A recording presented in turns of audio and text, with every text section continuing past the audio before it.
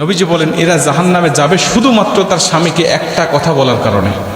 বুখারী শরীফ 29 নম্বর হাদিস। উরিতুন নারা ফাইদা আকতারু আহলিহা নিসা ইয়াকফুর। নবীজি বলছেন অধিকাংশ নারীরা শুধু জাহান্নামে যাবে একটা কারণে, আর সেই কারণটা কি জানো? আমি মেরাজের রাত্রিতে গিয়ে দেখেছি উরিতুন নারা ফাইদা আকতারু আহলিহা নিসা ইয়াকফুর, অধিকাংশ নারীকে আল্লাহ জাহান্নামের মধ্যে দিয়েছে। আমি জিব্রাইলকে জিজ্ঞাসা করলাম, ভাই জিব্রাইল, কি লা ইয়াকফুরনা বিল্লাহ, এরা কি আল্লাহর সাথে কুফরি করেছে? এরা কি আল্লাহর সাথে শিরিক করেছে?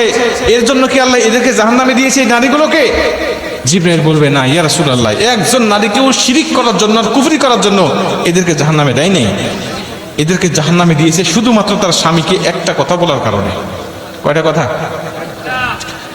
এই কথাটা যখন বলবেন হুজুর আমার স্ত্রী তো আমাকে দৈনিকই কয়, আমার স্ত্রী আমাকে প্রতিদিনই এই কথা কয়।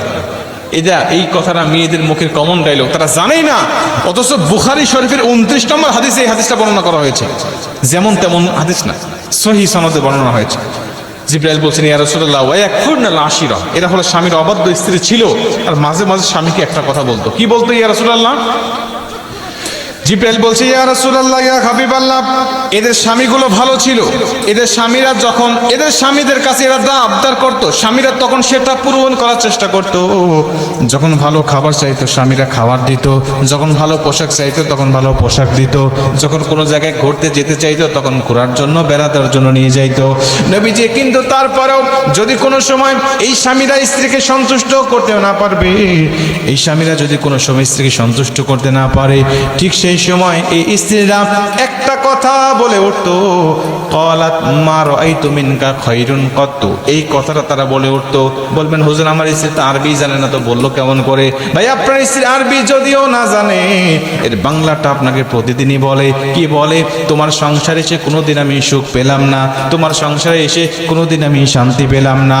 আমি মেয়ে বলেই তোমার সংসার করতেছি, অন্য কোনো মেয়ে হলে তোমার সংসার করতো না।